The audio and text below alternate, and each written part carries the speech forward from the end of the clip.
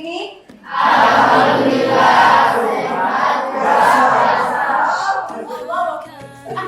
Alhamdulillah semuanya sehat dan berbahagia. Baik anak-anak sekalian, hari ini kita akan melakukan kegiatan yang sangat menyenangkan, yaitu kita akan menyusun kesepakatan yang akan menjadi keyakinan kelas kita bersama. Bagaimana? Sepakat? Sepakat. Luar biasa. Baik ya, silakan dicek dulu di classroom-nya. Nah, kalau sudah bisa, ya, sekarang kalian tinggal menuliskan atau mengetikkan, ya, menurut kalian keyakinan kelas apa yang nanti akan kita jadikan sebagai keyakinan kelas yang akan kita pakai sebagai komitmen secara bersama-sama. Silakan kalian ketikkan kalimat-kalimat yang akan dijadikan sebagai keyakinan di kelas 12 Teknik Logistik B.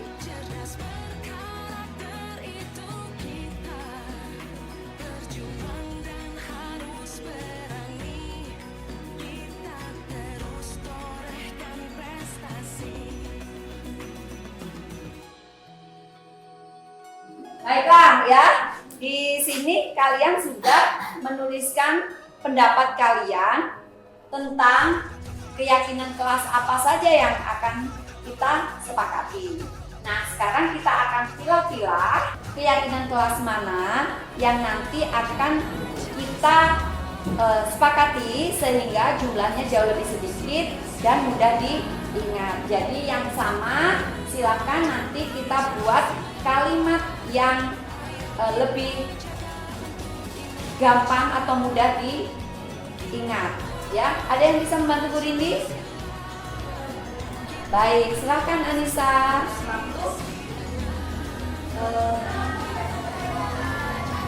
Saling bekerja sama, menjaga kedisiplinan, menghormati Bapak Ibu guru, menjaga ketertiban termasuk makanlah ini ya. Menjaga ketertiban saat pelajaran, menjaga nada bicara berarti termasuk menghormati Bapak Ibu juga ya.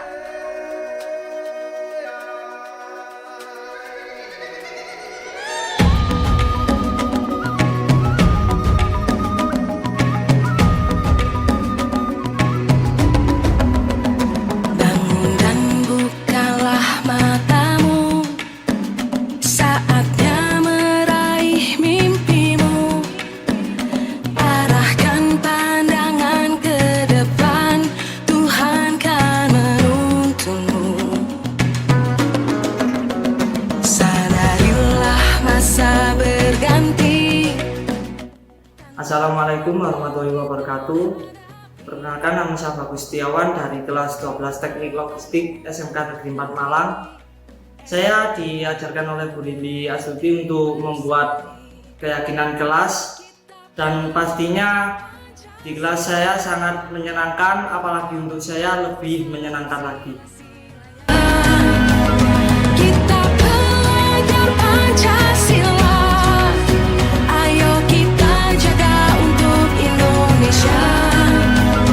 Kita belajar Pancasila. Ayo kita jaga untuk Indonesia. Bersatu. Assalamualaikum warahmatullahi wabarakatuh. Yang terhormat Bapak Eko Wahyudi selaku Warga Kurikulum SMKN 4 Malang, yang terhormat Ibu Rindi Astuti SEMPB selaku calon guru penggerak, yang terhormat Bapak Ibu undangan sosialisasi budaya positif dalam rangka aksi nyata modul 1.4 yang nantinya akan disampaikan oleh Ibu Rindi Astuti SEMPB selaku calon guru penggerak angkatan 7 dari SMKN 4 Malang pada konsentrasi keahlian teknik logistik Provinsi Jawa Timur. Bapak Ibu yang kami hormati, adapun agenda kegiatan sosialisasi budaya positif dalam rangka aksi nyata modul 1.4. Yang pertama adalah pembukaan, yang kedua adalah sambutan dari pihak sekolah yang nantinya akan diwakili oleh Bapak Wakil Kurikulum SMKN 4 Malang. Yang ketiga, penyampaian materi sosialisasi budaya positif dalam rangka aksi nyata modul 1.4 oleh Ibu Ridi Astuti SJMPD. Yang keempat adalah kegiatan diskusi dan tanya jawab, dan yang terakhir adalah penutup dan kesimpulan. Selanjutnya acara yang kedua adalah sambutan dari pihak sekolah yang nantinya akan disampaikan oleh Bapak Wakil Kurikulum SMKN 4 Malang kepada Bapak Eko Wahyudi. Waktu dan tempat kami persilakan. Terima kasih Bu Dian. Assalamualaikum warahmatullahi wabarakatuh. Semangat pagi. Pagi. Alhamdulillah semangat sekali Bapak Ibu dan adik siswa. Semangat Bu ini, semangat pagi. Katanya kalau pagi itu harus semangat. Seperti kalau kita bangun tidur tuh semangat. Nah, yang kami hormati Bu Rindi Astuti seorang calon penggerak di angkatan 7, dan Bapak Ibu yang ada di sini. Mudah-mudahan nanti bisa mengikuti jejaknya Bu Rindi menjadi guru penggerak, termasuk Pak Hukum, Bu Ainun dan Bu Dia, beserta Pak Adit dan Pak Guru. Oh enggak. Nah, memang salah satu indikator rapot mutu sekolah adalah dengan adanya jumlah guru penggerak di satuan pendidikan atau sekolah, dan kami selaku perwakilan dari sekolah sangat mendukung program ini, program yang diikuti oleh Bu Rindi di sekolah. Dan memang salah satu tujuan dari program guru penggerak adalah menciptakan pemimpin pembelajaran. Jadi artinya memang beliau sangat mengeksplorasi kondisi di kelas melalui program-program yang luar biasa. Hari ini kita sosialisasi budaya positif. Jadi budaya itu adalah bagian dari sesuatu yang kita lakukan berulang-ulang, sehingga seperti otomatis ya Bu. Jadi kalau kebiasaan. Jadi budaya itu kebiasaan. Positif berarti hal yang positif, dan tentunya kalau di sekolah itu banyak sekali yang bisa kita gali, terutama kalau peserta pendidikan selaku subjek pendidikan. Jadi mereka itu harus kita biasakan mulai dari sekolah, dan memang peran dari pendidikan formal adalah membentuk kebiasaan baik bagi siswa kita, karena belajar itu adalah perubahan tingkah laku atau kebiasaan, intinya di situ. Dan di program guru penggerak ini yang boleh diikuti, memang fokusnya di kelas, nanti bisa jadi program yang disusun oleh Bu Rindi nanti berdampak di sekolah, sehingga menjadi program sekolah. Dan harapan kami nanti juga tersentuh untuk masuk di program sekolah Bu ya. Dan kami selaku manajemen sangat mendukung program ini, dan mengharapkan nanti semua partisipasi dari Bapak Ibu guru juga ikut terlibat di program pendidikan guru penggerak. Tentunya guru penggerak ini ada salahnya khusus Bu ya. Ya, kalau nanti bilang salam guru penggerak, panjenengan saut dengan bergerak dan menggerakkan. Jadi tergerak. Iya, jadi pertama tergerak, bergerak dan menggerakkan. Siap. Iya. Nah, itu Bu. Tergerak, bergerak dan menggerakkan. Jadi pertama memang tergerak dulu. Bergerak itu kan awalnya dari inspirasi, dari kemauan. Kemudian dari inspirasi nanti muncul motivasi. Jadi motivasi itu berarti kita action. Makanya ada bergerak. Kemudian actionnya berdampak lebih luas, sehingga nanti bisa menggerakkan komunitas yang ada di sekolah, menjadi inspirasi. Dan nanti inspirasi itu bisa dikemas dalam sebuah praktek baik. Nah, itu intinya di situ. Jadi kita coba salahnya ya Bapak Ibu ya. Salam guru penggerak. Bergerak. Luar biasa, kita bergabung dengan Itu dari kami. Sukses buat Bu Rindi, semoga lancar sampai lulus. Apabila ada yang berkenan, kami mohon maaf. Assalamualaikum warahmatullahi wabarakatuh. Bismillahirrahmanirrahim. Assalamualaikum warahmatullahi wabarakatuh. Salam guru penggerak.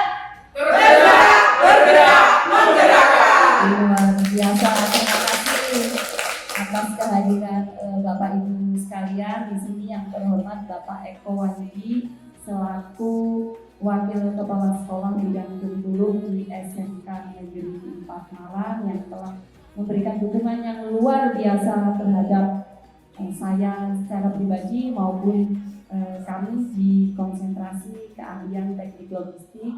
Juga terima kasih atas kehadiran Ibu Rini selaku koordinator BK untuk konsentrasi keahlian teknik logistik serta tim guru di sini yang diwakili oleh Bapak Pugo, kemudian juga Pak Gunung selaku pengajar IPAS dan juga selaku pengajar bahasa asing.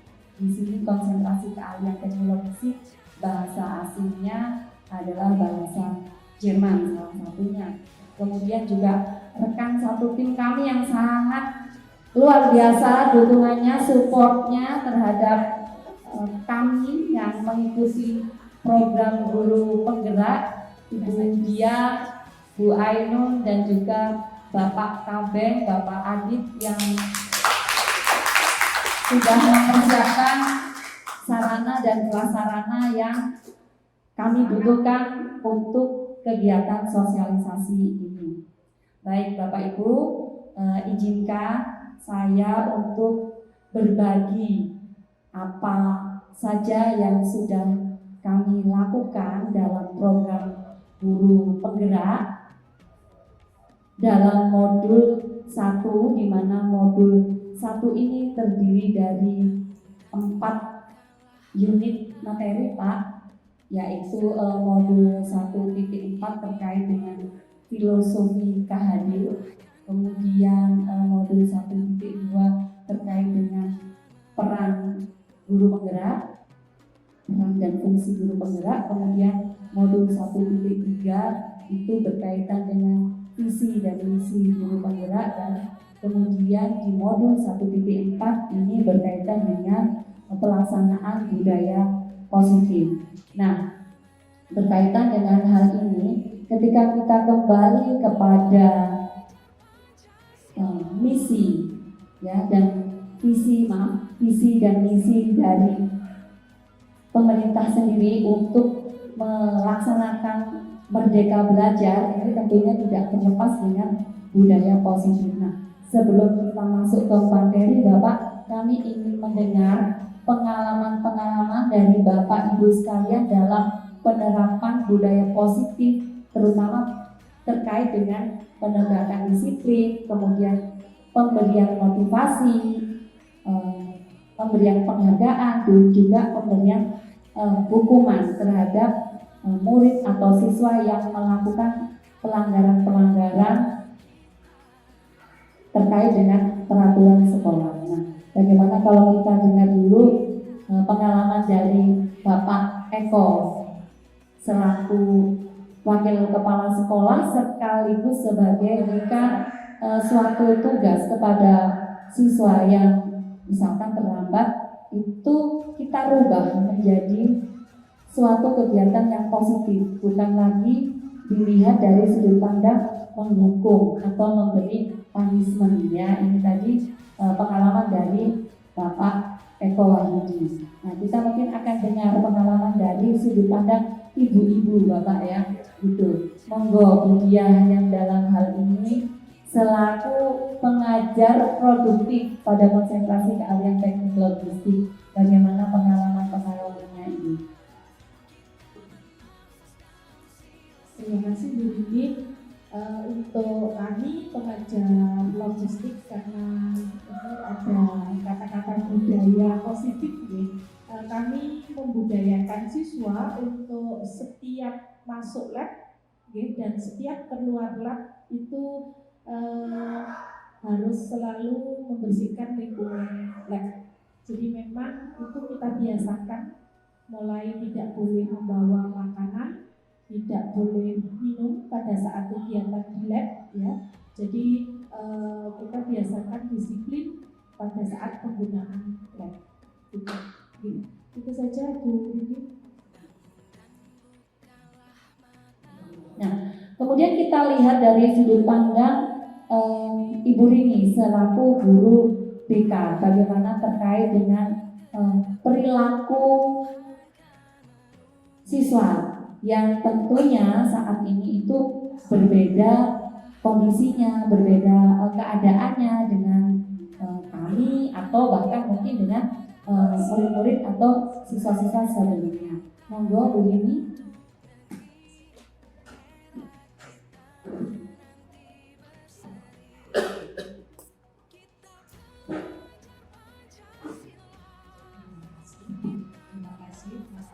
Saya tidak cukup dulu dan saya di sini. Untuk kami itu BK itu memang sebenarnya untuk penanganan yang pengkondisian budaya ini kita kolaborasi dengan kesiswaan tentunya. Hal ini untuk saat ini diwakili oleh Bu Anu, mungkin Bu Anu ya, itu untuk penanganan siswa. Untuk BK itu memang fokusnya itu tentang motivasi. Jadi kalau budaya ini tidak terlepas dari budaya mereka di rumah. Jadi kebiasaan-kebiasaan dia di rumah itu seperti apa sehingga nanti terlihat betul kalau perilaku mereka di sekolah. Jadi kalau ada siswa yang dalam hal ini misalnya tidak disiplin dan banyak pelanggaran, itu tentunya ada motivasi yang mendasari mereka berbuat seperti itu. Nah itu kita penggaliannya di rumah. Jadi di rumah itu ada latar belakang apa, sehingga untuk BK itu perlu meluruskannya awalnya dari di rumah dulu, kemudian baru kita tarik ke sekolah. Betul-betul yang masalah-masalah berat tentunya tidak seperti itu yang pertama. Nah, ketika kita berbicara tentang budaya positif, tidak terlepas dari yang disampaikan oleh Pak Pugu tadi adalah berkaca pada yang disampaikan oleh Ki Hajar Dewantoro selaku Bapak Pendidikan Indonesia, ya. Dalam hal ini beliau mengatakan bahwa pendidikan itu diibaratkan sebagai lahan, ya Pak, ya, Bapak Ibu, sebagai tempat persemaian budaya. Nah, ketika guru ini melakukan persemaian, melakukan penanaman kebiasaan baik, nantinya akan mendorong atau akan menjadi suatu budaya positif. Jadi dalam hal ini pendidikan dan kebudayaan itu adalah sesuatu hal yang tidak dipisahkan, merupakan satu kesatuan seperti yang sudah diterapkan oleh Bapak Ibu sekalian tadi, ya. Di SMK Negeri 4 Malang ini luar biasa sekali. Jadi kebiasaan baiknya, kemudian peraturan-peraturannya sudah mampu mendorong untuk siswa bertindak baik sehingga mendorong budaya positif.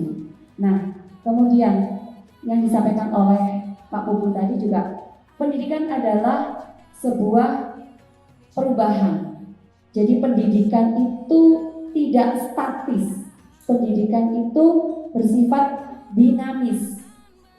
Ya.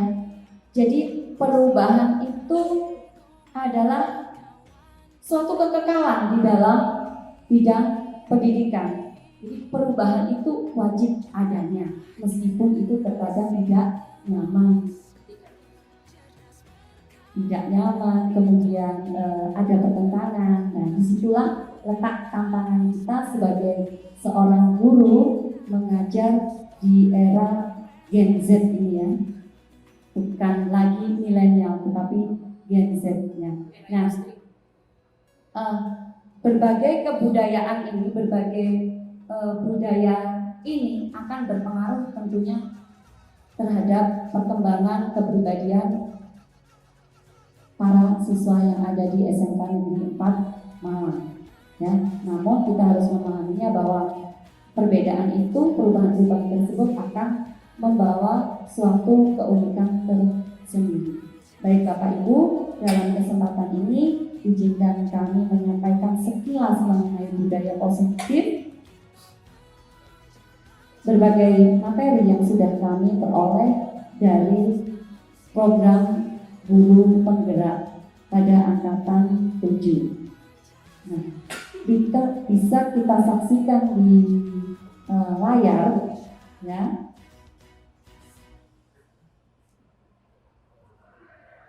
Tujuan dari kegiatan hari ini adalah bahwa guru memahami keterkaitan konsep budaya positif dengan filosofi pendidikan KHD, peran dan nilai guru, serta visi dan misi guru.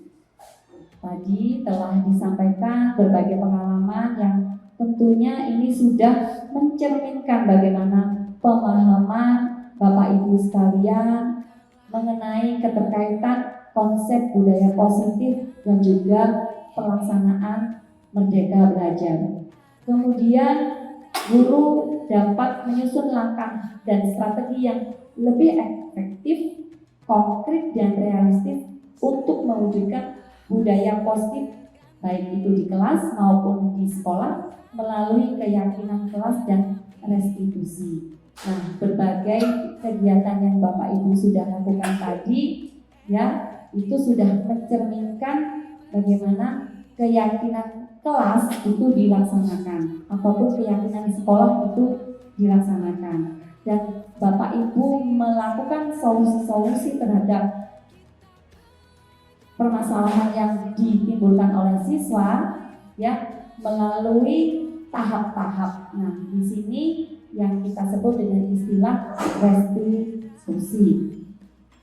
Nah, Bapak Ibu sekalian, di sini yang akan kami sampaikan berkaitan dengan budaya positif tadi, pengertiannya atau maknanya, kalau bisa saya sampaikan di sini, budaya positif di sekolah ialah nilai-nilai, keyakinan-keyakinan dan kebiasaan-kebiasaan di sekolah yang berpihak pada murid agar murid dapat berkembang menjadi pribadi yang kritis, penuh hormat dan bertanggung jawab. Yang tentunya ini harapannya adalah sesuai dengan profil pelajar Pancasila yang saat ini dengan gencar kita tanamkan di dalam setiap diri dari siswa kita. Berbagai kegiatan telah kita laksanakan yang puncaknya kita mengarah kepada gelar karya yang dilaksanakan 1 tahun sebanyak 2 kali. Baik ya. Nah, ini insya Allah SMK Negeri 4 Malang berharap melalui gelar karya ini para peserta didik ataupun para siswa mampu menunjukkan bagaimana perubahan-perubahan karya-karya inovasi yang mereka lakukan untuk ditujukan kepada masyarakat. Bagaimana mereka memberikan kontribusi melakukan perubahan-perubahan yang berarti kepada dunia pendidikan. Nah, kemudian kami juga sampaikan di sini bahwa keterkaitan budaya positif dengan filosofi pemikiran KHD, peran dan nilai guru penggerak juga di sini adalah visi sekolah impian dapat kita saksikan di sini. Di sini Bapak Ibu tadi sudah sebagian besar sudah memahami, mungkin terlalu kecil ya, mohon maaf. Jadi bisa saya sampaikan. Jadi filosofi KHD itu menekankan pada prinsip perubahan sekali lagi yaitu melalui trikon bahwa suatu perubahan itu harus didasari oleh kontinuitas atau kontinu, konvergen dan konsentris. Ya, kontinu di mana perubahan itu harus berlangsung secara terus-menerus tanpa terputus. Karena kalau siswa ini sekali aja terputus, misalkan tadi disampaikan oleh Pak Eko maupun Bu Dia tentang kebiasaan membersihkan ruangan sebelum melaksanakan pembelajaran. Nah, ini kalau satu kali saja kita mengabaikan, ya kan, atau membiarkan mereka mengabaikan, tentunya ini tidak akan berjalan secara baik. Kebiasaan ini tentunya akan tertunda, ya. Nah, kemudian juga konvergen, ya, konvergen. Jadi konvergen ini belajar bisa dari mana saja, ya. Belajar itu sumbernya bisa dari berbagai sumber atau berbagai media yang diperoleh, baik itu secara online ataupun secara offline, baik mereka belajar di dalam kelas maupun belajar di luar kelas. Jadi di SMK Negeri 4 Malang juga sudah melaksanakan yang namanya open class, Pak, ya, juga mengundang guru tamu, kemudian juga melaksanakan kelas berbasis industri. Nah, tentunya ini sangat sesuai dengan misi ini. Kemudian konsentris, tentunya dalam melaksanakan pendidikan atau belajar ini tidak melupakan nilai-nilai budaya luhur dari negeri kita sendiri, yaitu adanya sikap gotong royong, kemudian tolong menolong, ya. Nah, ini ya, sikap-sikap luhur ini yang tentunya harus tetap kita tanamkan atau tetap kita selalu ingatkan kepada para peserta didik. Tentunya melakukan perubahan-perubahan itu sebagai guru, kita juga harus memegang prinsip kepemimpinan guru yang dikenal dengan trilogi pendidikan oleh KHD, yaitu ing madya manungso, ing ngarso. Nah, kembali ya. Ternyata Bu Rini jeli sekali ya. Yang pertama adalah ing ngarso sung tulodo, ing madya manungso tuturi handayani. Di depan seorang guru bisa memberikan keteladanan atau contoh, kemudian ya berada di tengah, mereka bisa menjadi fasilitator maupun menjadi penghubung di antara siswa, baik di antara siswa, di antara guru dengan siswa, di antara siswa dengan dunia industri maupun masyarakat. Dan tuturi handayani, yang artinya bahwa seorang guru berperan juga sebagai seorang motivator, ya, yang memberi semangat, yang memberi kekuatan, seperti yang disampaikan oleh Bapak Ibu tadi, bahwa seorang guru itu merupakan sandaran bagi seorang siswa untuk dapat menjadi pribadi yang jauh lebih baik. Nah, tentunya perubahan-perubahan ini tidak mengabaikan potensi dari anak tersebut. Kita tulis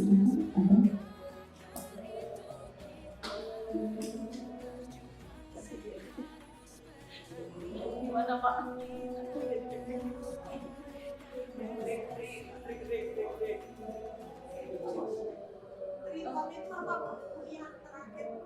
Konseptis. Betul nggak ya? Kalau nggak betul nanti saya. Oh, bisa dibantu Pak.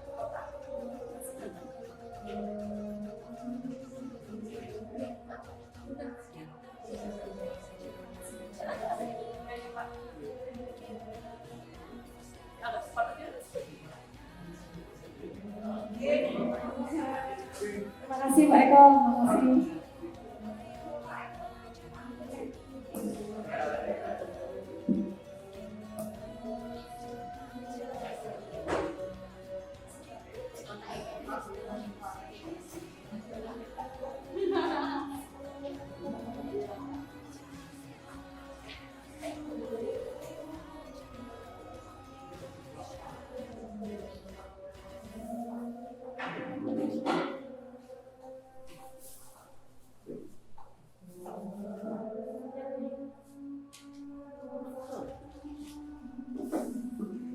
Ibu kita break dulu.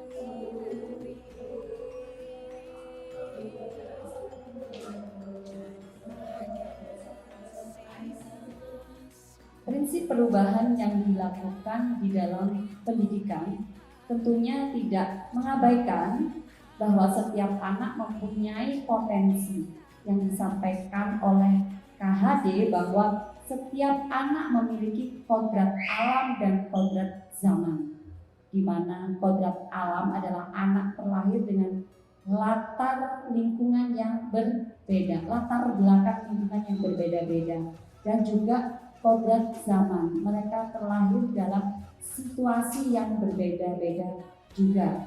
Nah, agar mereka dapat menjadi insan yang berbudi pekerti luhur, maka sebagai seorang guru kita harus memahami bagaimana mengelola cipta, rasa, dan karsa dari seorang siswa.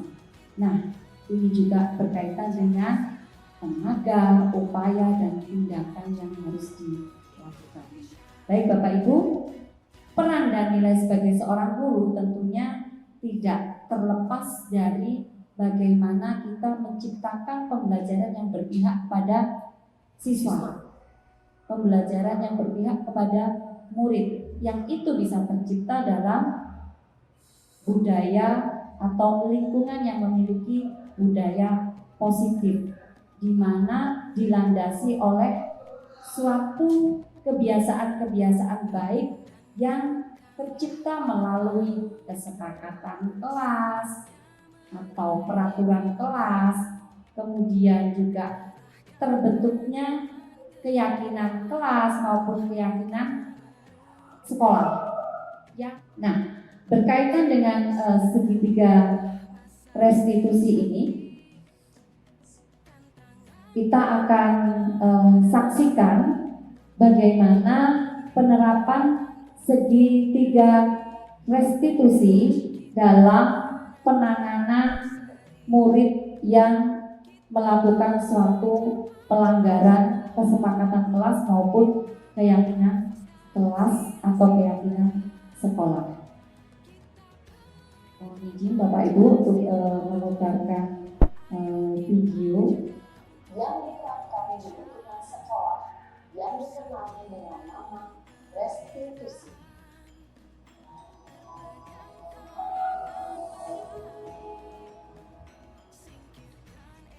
Restitusi dikembangkan dalam tahapan pendidikan dari dosen berlandaskan pada teori kontrol Indonesia. Segitiga restitusi adalah suatu proses belajar yang didapatkan oleh guru atau orang tua anak-anak secara murid yang mandiri dan bertanggung jawab. Pada saat guru posisi manajer, aspek yang dikembangkan pada murid adalah motivasi intensif, sehingga penanaman nilai-nilai kebajikan berkembang menjadi suatu kebiasaan positif yang akhirnya menunjukkan proses dialog ini terdiri dari 3 langkah yang digambarkan pada ketiga sisi pada segitiga institusi. Sisi pertama adalah menstabilkan identitas. Sisi yang kedua adalah validasi tindakan mendesak. Dan sisi yang ketiga adalah menanyakan keyakinan. Ibu dan bapak guru berikut ini akan ditunjukkan bagaimana seorang guru berada dalam posisi manajer menggunakan penerapan segitiga restitusi.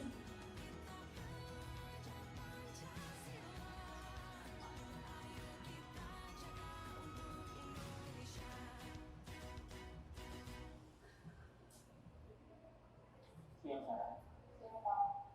Sudah lama ya ketemu Sarah. Kenapa ini hari ini? Kesel Pak, kesel banget. Masa aku dikatain tukang fitnah Pak? Ya aku marah lah. Aku balik katain mereka di depan kelas. Kesel banget. Oh gitu. Ya pasti kamu marah dan kesal. Bapak juga akan marah apabila ada yang menuduh Bapak seperti itu. Kemudian pada saat itu kamu mau melakukan apa? Ya saya langsung ngatain mereka lah Pak. Kesel banget. Saya bentak-bentak dia di depan teman lain. Oh gitu. Pasti kamu melakukan seperti itu karena satu alasan tertentu bukan? Iyalah, masa saya diam saja Pak. Ya saya bela diri lah. Masa saya dituduh tukang fitnah? Ya wajar kan? Mempertahankan agar itu sesuatu yang penting buat kamu. Begitu kamu tidak berkata menginginkan kita. Iya Pak. Untung saya masih bersabar dan hanya meminta saja. Benar sekali Pak. Saya pasti bela diri lah. Ya pasti ya. Tapi kamu memilih untuk tetap bertahan dan bersabar. Kamu memilih untuk tidak berbuat lebih parah lagi. Nah, sekarang coba kita lihat lagi. Tindakan kamu yang mentak-mentak Eka di kelas. Tindakan kamu itu kira-kira sesuai dengan keyakinan kelas atau prinsip kamu tidak? Enggak lah Pak. Capek Pak, bikin marah. Jadi keyakinan atau prinsip mana untuk sesuai dengan keinginan kamu. Ya, saya sebenarnya masih membeli orang lain. Mungkin saat itu saya sudah berhenti. Jadi tidak meminta itu. Kamu meyakini tidak? Menghargai orang lain itu penting buat kamu. Yakin lah Pak. Iya, setuju. Kita harus saling menghargai. Namun ada juga keyakinan yang kesepakati yang perlu kita lakukan apabila kita sedang marah. Kan? Ya, saya bisa lebih proaktif, mengajukan diri sendiri. Saya bisa jadi lebih sabar, mengambil keputusan berpikir mau apa lagi. Kira-kira kamu bersedia memperbaiki masalah ini tidak? Sedia Pak. Kalau kamu memperbaiki masalah ini, kamu akan menjawab pekerjaan. Saya akan menjadi orang yang bertanggung jawab ya Pak. Dan senantiasa proaktif. Ya, menurut kamu bagaimana rasanya menjadi orang seperti itu? Dan nyaman lah, bangga bisa bersabar dan nyaman. Baiklah kalau begitu. Yuk kita pikirkan bagaimana memperbaiki masalah ini.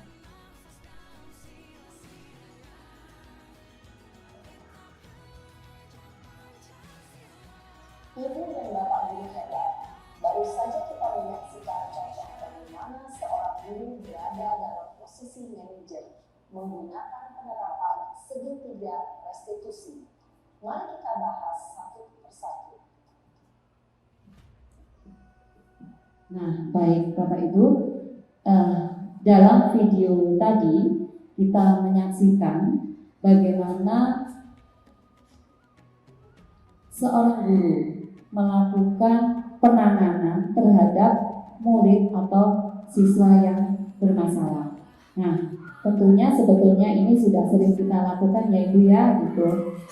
Meskipun kadang tidak berurutan langkah-langkahnya ataupun tidak lengkap langkah-langkahnya, namun hal ini sudah sering kita lakukan. Nah, di sini nanti kita akan bersama-sama di konsentrasi keahlian teknik logistik ini agar langkah-langkah yang kita lakukan ini bisa lengkap, bisa runut, sehingga perubahan-perubahan yang kita harapkan, perubahan-perubahan baik yang diharapkan terjadi pada siswa kita ini akan terjadi dengan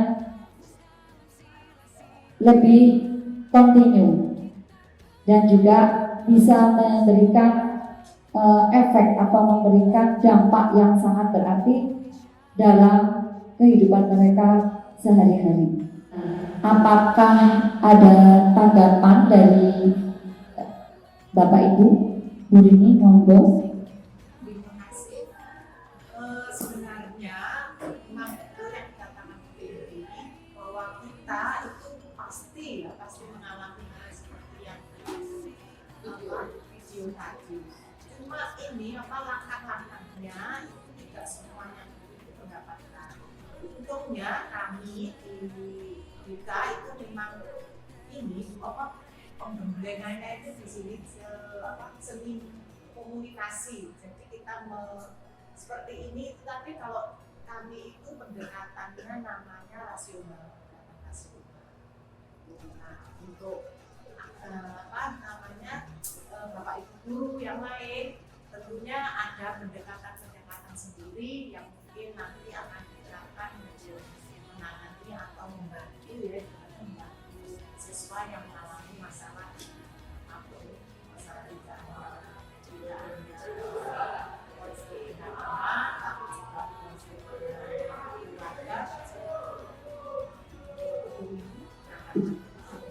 Baik, terima kasih Bu Rini selaku guru BK di sini telah menyampaikan bahwa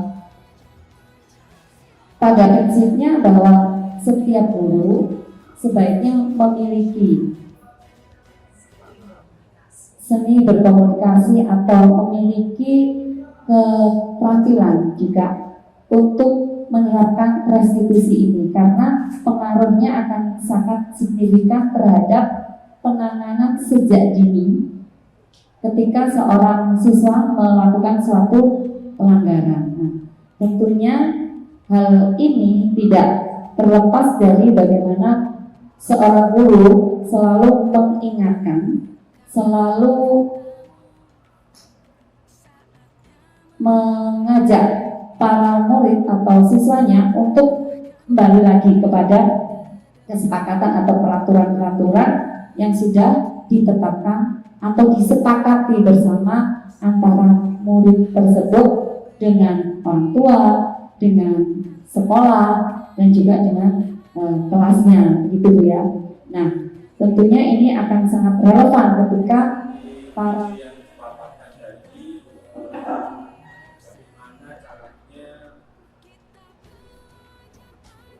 bisa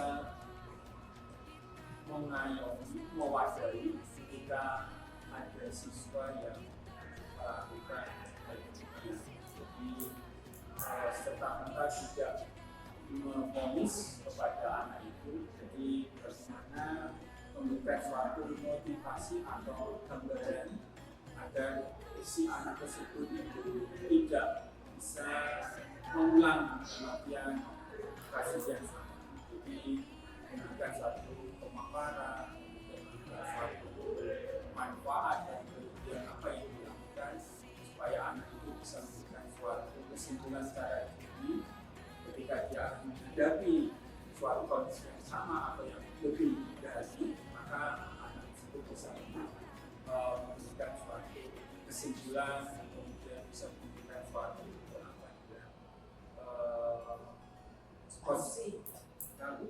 koreksi diri secara mandiri.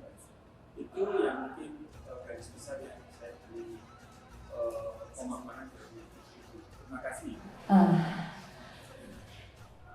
Di sini kita akan mengenali konsep-konsep inti terkait dengan budaya positif, yaitu disiplin positif, teori kontrol, teori motivasi, hukuman dan penghargaan, kemudian posisi kontrol dulu, kebutuhan dasar manusia, keyakinan kelas, dan juga segitiga restitusi, di mana konsep-konsep inilah yang membentuk adanya suatu lingkungan positif sehingga murid dapat belajar dengan nyaman, aman, dan juga menyenangkan. Yang pertama adalah disiplin positif.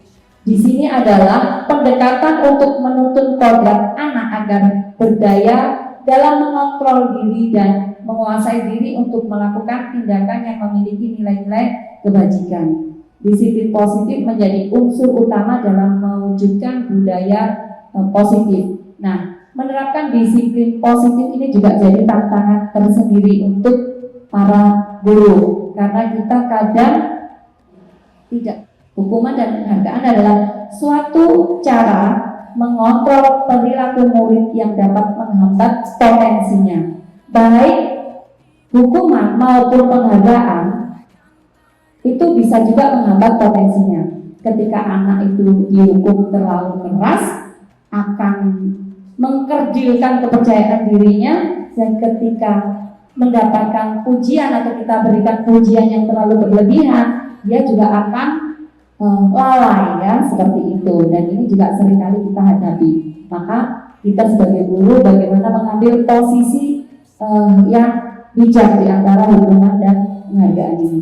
Hukuman dan penghargaan akan memberikan dampak yang sama, yaitu akan menimbulkan ketergantungan, ya, bukan malah memerdekakan atau membuat mereka mandiri dan mematikan motivasi intrinsik seseorang. Jadi ada anak yang memang kalau tidak dipuji akhirnya melakukan pelanggaran lagi, gitu ya, atau kalau istilah Jawanya itu dibobong, itu ya, selalu diunggul-unggulkan.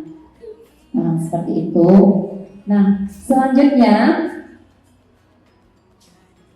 posisi kontrol guru dan kebutuhan dasar manusia dalam hal ini adalah kebutuhan dasar murid.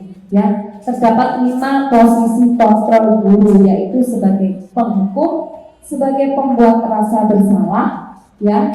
Ini terus terang kita sering lakukan ya, gitu. Kemudian sebagai teman, sebagai pemantau, dan juga sebagai manajer, seperti yang disampaikan oleh pemateri dalam video yang kita saksikan tadi, bahwa seorang guru harus memegang posisi kontrol sebagai seorang manajer. Kemudian terdapat 5 jenis kebutuhan dasar manusia, yaitu kebutuhan bertahan hidup, kebutuhan kasih sayang dan rasa memiliki, kebutuhan akan kebebasan, kesenangan, dan tentunya penguasaan. Nah, inilah adalah kebutuhan-kebutuhan ini yang mendasari setiap tindakan dari murid kita. Nah, kemudian sesuai dengan tujuan kita di awal, bahwa nanti kita akan melakukan aksi untuk menyusun keyakinan kelas ini.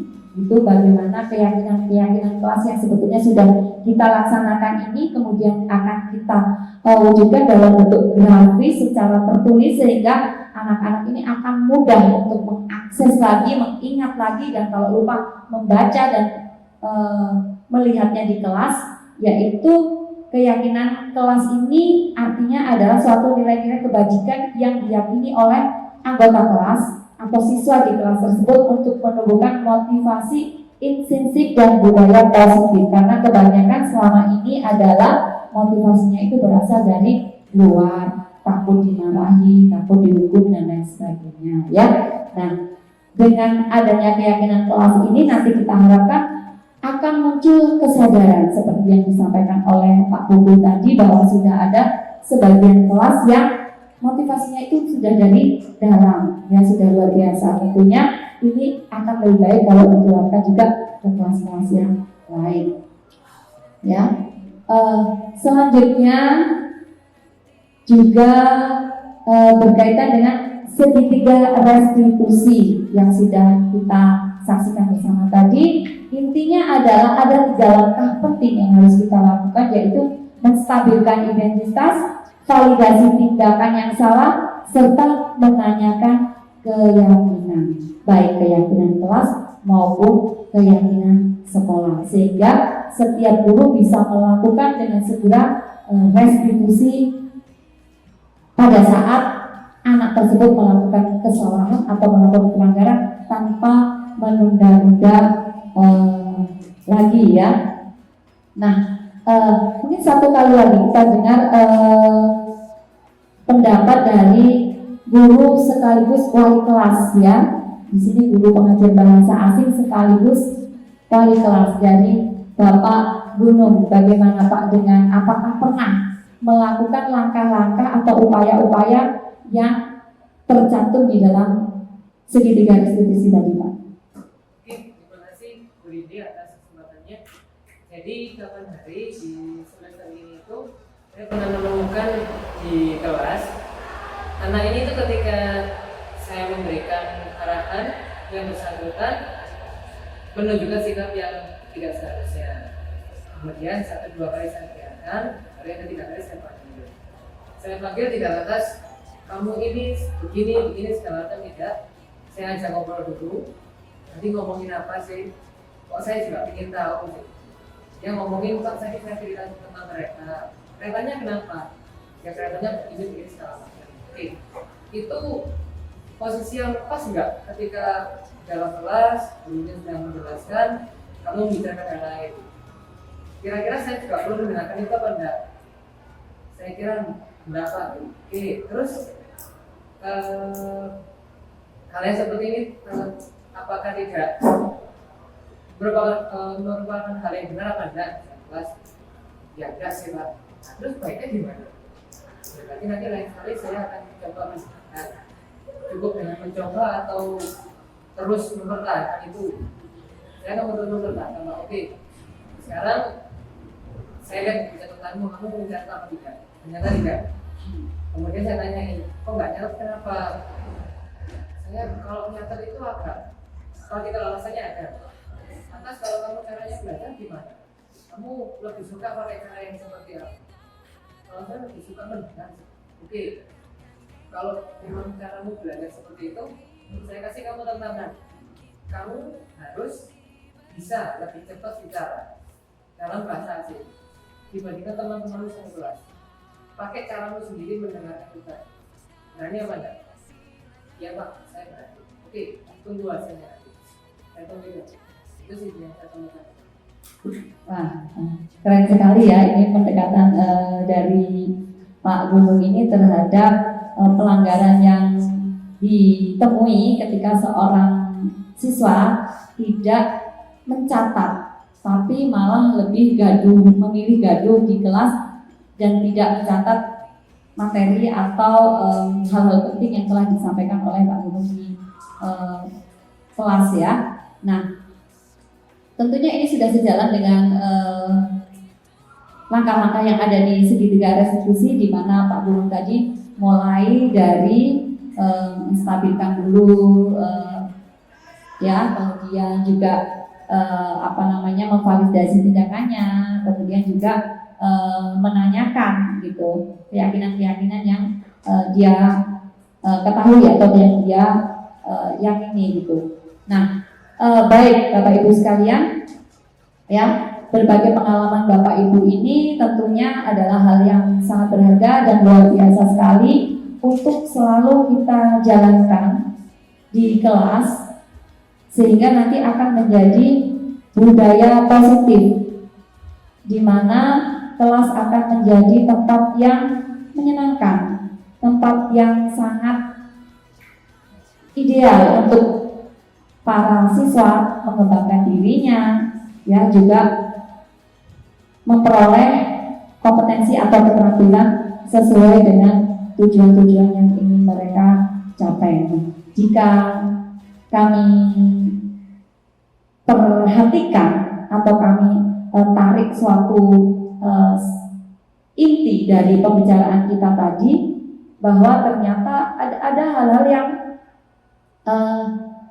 di luar ekspektasi kita sebagai seorang guru gitu. Yang pertama adalah hukuman dan penghargaan tidak efektif diterapkan kepada murid yang bermasalah. Kita sudah seringkali mengalami hal ini. Ternyata mereka melakukannya lagi dan lagi gitu. Nah, tentunya ini perlu penanganan atau perlu komitmen kita bersama untuk melakukan restitusi ini secara lebih konsisten di kelas sehingga mereka bisa memiliki motivasi intrinsik untuk menjadi murid yang baik, menjadi siswa yang sesuai dengan harapan gitu ya. Tentunya yang dalam hal ini adalah sesuai yang diharapkan dalam profil pelajar Pancasila.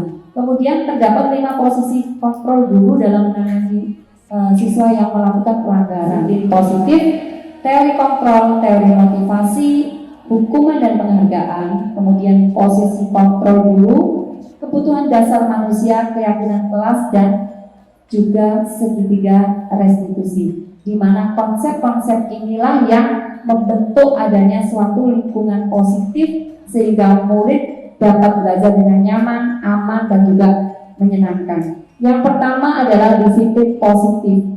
Di sini adalah pendekatan untuk menuntun kodrat anak agar berdaya dalam mengontrol diri dan menguasai diri untuk melakukan tindakan yang memiliki nilai-nilai kebajikan.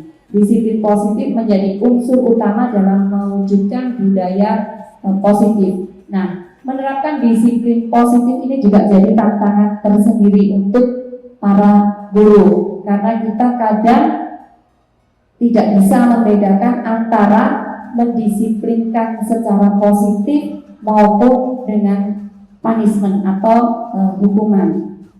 Kemudian teori kontrol. Teori kontrol menjelaskan bahwa yang bisa mengontrol seseorang adalah dirinya sendiri.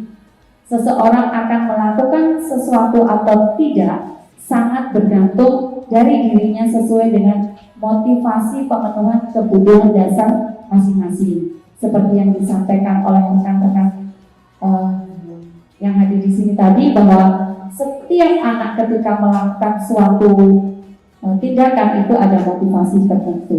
Kemudian teori motivasi, tentunya ini sudah kita pahami bersama bahwa perilaku manusia memiliki motivasi dan tujuan sendiri-sendiri yang terdiri dari 2, yaitu ada motivasi internal maupun motivasi eksternal, atau juga dikenal dengan istilah motivasi intrinsik maupun ekstrinsik ya. Kemudian hukuman dan penghargaan.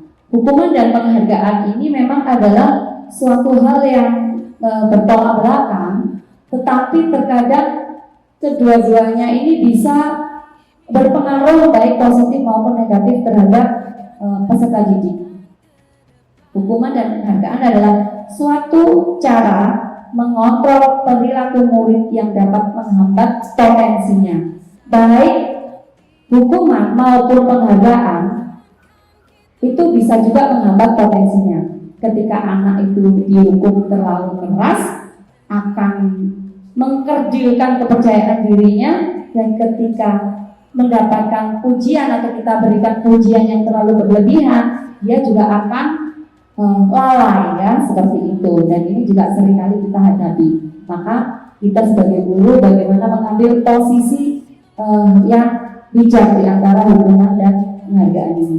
Hukuman dan penghargaan akan memberikan dampak yang sama, yaitu akan menimbulkan ketergantungan, ya, bukan malah memerdekakan atau membuat mereka mandiri dan mematikan motivasi intrinsik seseorang. Jadi ada anak yang memang kalau tidak dipuji akhirnya melakukan pelanggaran lagi, gitu ya, atau kalau istilah Jawanya itu dibobong, itu yang selalu diunggul-unggulkan.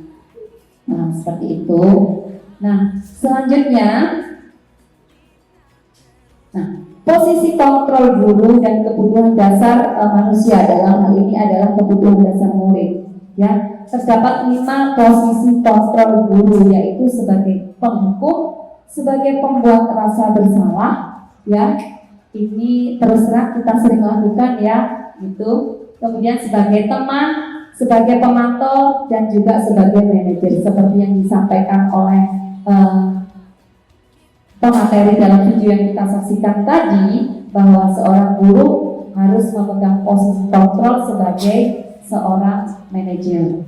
Kemudian terdapat 5 jenis kebutuhan dasar manusia, yaitu kebutuhan bertahan hidup, kebutuhan kasih sayang dan rasa memiliki, kebutuhan akan kebebasan, kesenangan, dan tentunya penguasaan. Nah, inilah adalah kebutuhan-kebutuhan ini yang mendasari setiap tindakan dari murid kita.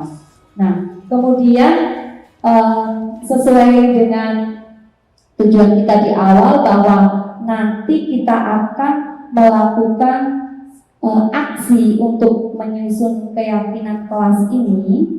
Itu bagaimana keyakinan kelas yang sebetulnya sudah kita laksanakan ini kemudian akan kita wujudkan dalam bentuk grafis secara tertulis sehingga anak-anak ini akan mudah untuk mengakses lagi, mengingat lagi, dan kalau lupa membaca dan melihatnya di kelas. Yaitu keyakinan kelas ini artinya adalah suatu nilai-nilai kebajikan yang diyakini oleh anggota kelas atau siswa di kelas tersebut untuk menumbuhkan motivasi intrinsik dan budaya positif, karena kebanyakan selama ini adalah motivasinya itu berasal dari luar, takut dimarahi, takut dihukum dan lain sebagainya ya.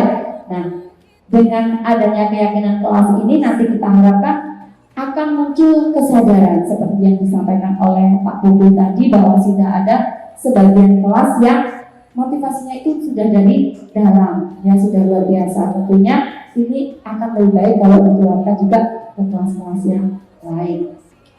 Ya, selanjutnya juga berkaitan dengan segitiga restitusi yang sudah kita saksikan bersama tadi. Intinya adalah ada 3 langkah penting yang harus kita lakukan, yaitu menstabilkan identitas, validasi tindakan yang salah, serta menanyakan keyakinan, baik keyakinan kelas maupun keyakinan sekolah, sehingga setiap guru bisa melakukan dengan segera restitusi pada saat anak tersebut melakukan kesalahan atau melakukan pelanggaran tanpa menunda-nunda lagi ya.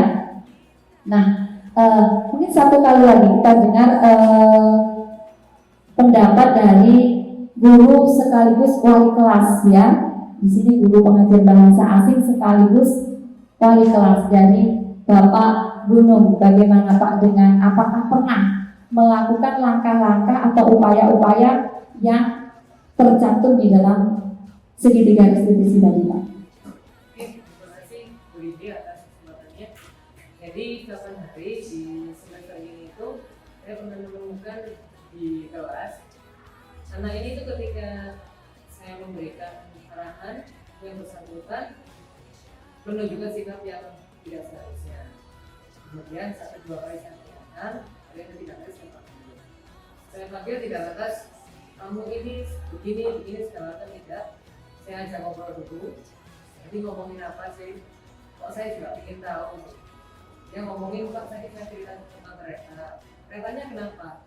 Ya keretanya begini segala macam. Oke, itu posisi yang pas enggak ketika di dalam kelas gurunya sedang menjelaskan kamu membicarakan hal lain. Kira-kira saya juga perlu mendengarkan itu apa enggak? Saya kira enggak Pak. Oke, terus hal yang seperti ini apakah tidak merupakan hal yang benar apa enggak? Ya enggak sih Pak. Terus baiknya gimana? Berarti nanti lain kali saya akan coba mendengar. Cukup dengan mencoba atau terus mempertahankan itu. Saya akan mempertahankan. Oke, sekarang saya lihat di catatanmu kamu mencatat apa tidak? Ternyata tidak. Kemudian saya tanyain, kok nggak nyatet kenapa? Saya kalau nyatet itu apa? Kalau kita alasannya ada. Lantas kalau kamu caranya belajar gimana? Kamu lebih suka pakai cara yang seperti apa? Kalau saya lebih suka mendengar. Oke, kalau memang caramu belajar seperti itu, saya kasih kamu tantangan. Kamu harus bisa lebih cepat bicara dalam bahasa asing dibandingkan teman-temanmu satu kelas. Pakai caramu sendiri mendengarkan kita. Berani apa enggak? Iya Pak, saya berani. Oke, tunggu hasilnya. Saya tunggu. Itu sih yang saya temukan.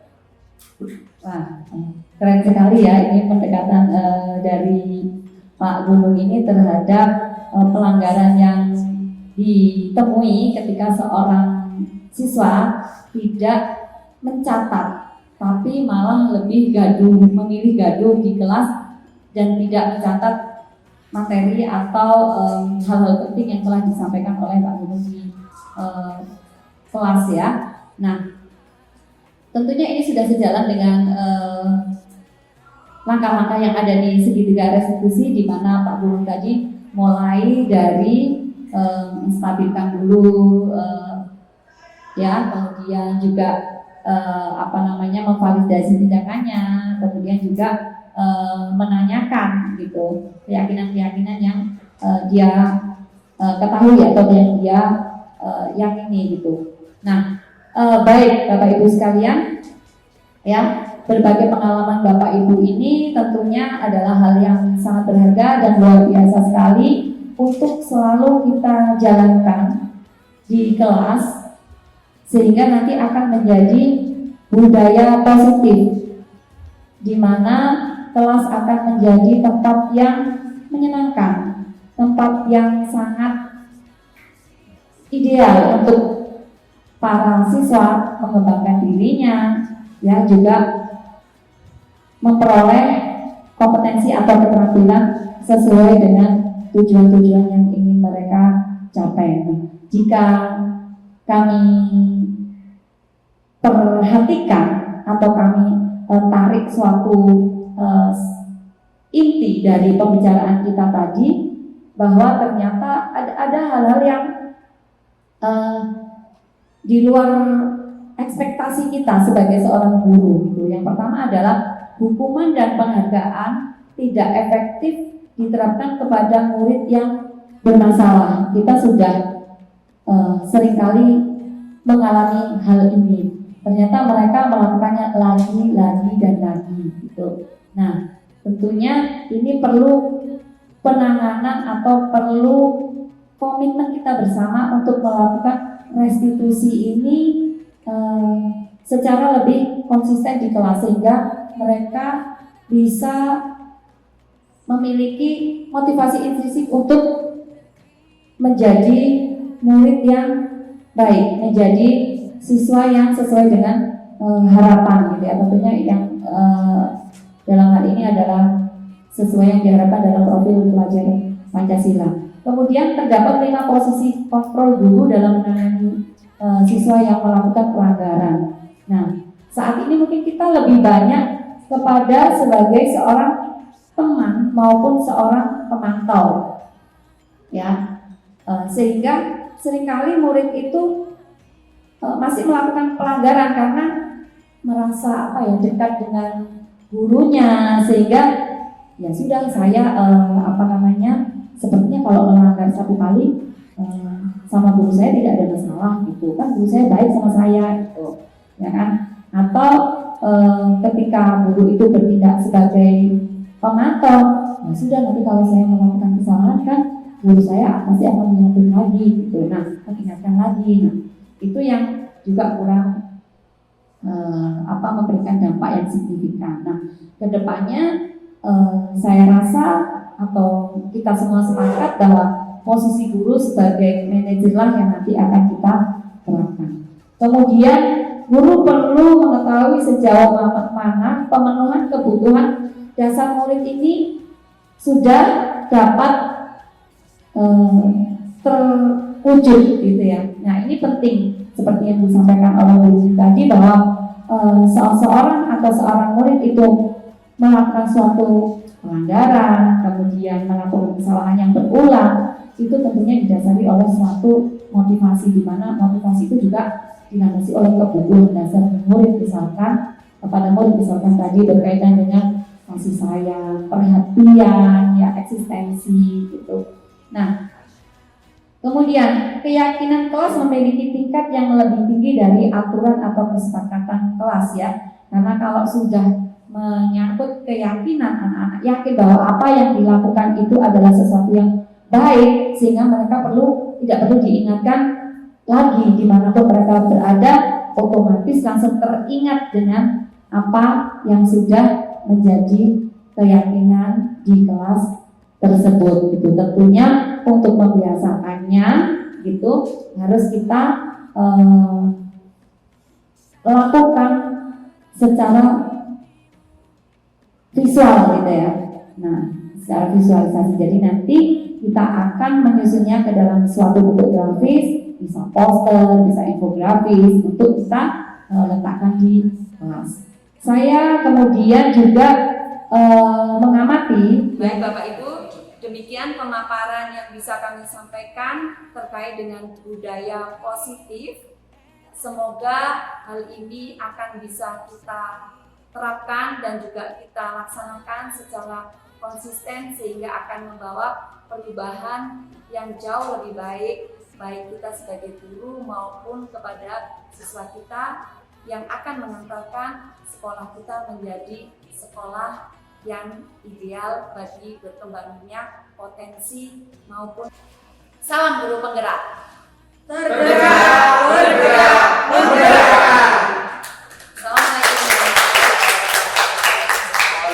Positif dalam rangka aksi nyata modul 1.4. Dari kami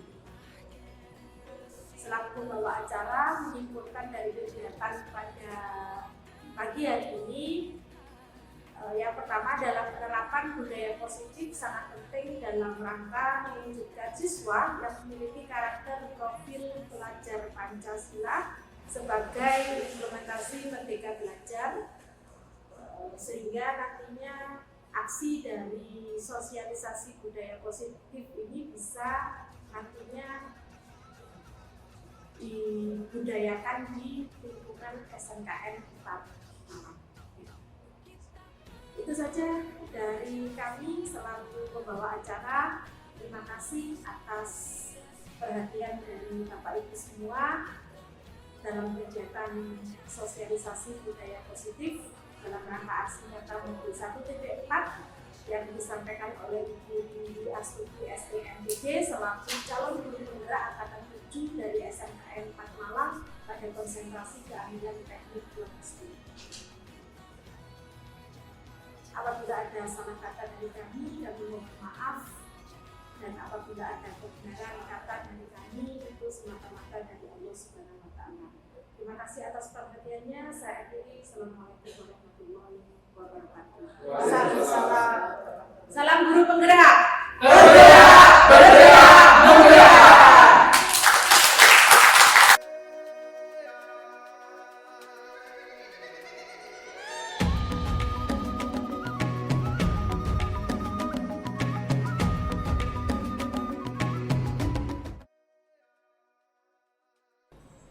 Assalamualaikum warahmatullahi wabarakatuh. Waalaikumsalam warahmatullahi wabarakatuh. Bagaimana kabarnya hari ini anak-anakku? Baik. Alhamdulillah, semoga kita selalu diberi kesehatan sehingga kita dapat berkegiatan dengan baik ya. Sebelum melakukan kegiatan pada hari ini, kita lakukan yel-yel SMK biar semangat dan semboyannya 10 logistik A. Siap? Siap. Oke. SMK Bisa. SMK Hebat. 10 logistik A. Solid luar.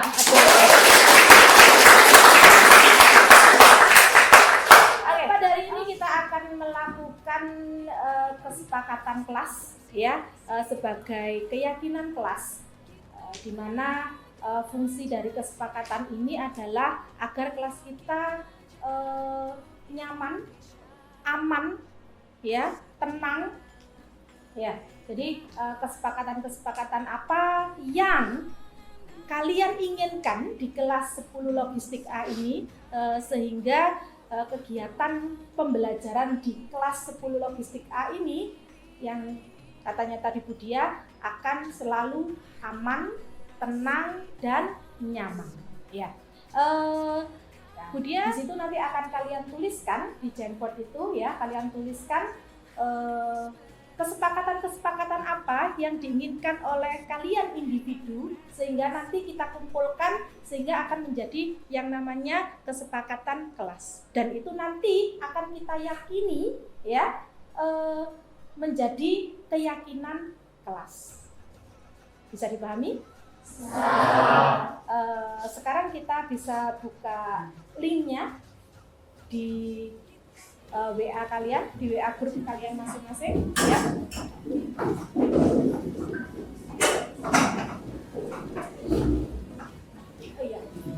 Sebelumnya mohon maaf, dari keyakinan-keyakinan yang kita kumpulkan di Jamboard tadi, ada enggak yang nanti bisa membantu Bu Dia untuk memilah-milah ya, memilah-milah. Jadi ada keyakinan yang mungkin atau kesepakatan yang hampir sama antara siswa A dan siswa B. Ada enggak yang mau untuk membantu Bu Dia untuk memilah-milah kesepakatan tersebut? Oke, Sophie. Oke, terima kasih. Sebelumnya terima kasih untuk Sophie. Ya, oke, silakan dikerjakan kesepakatan-kesepakatan yang menurut kalian apa yang harus ada di kelas kita 10 logistik A.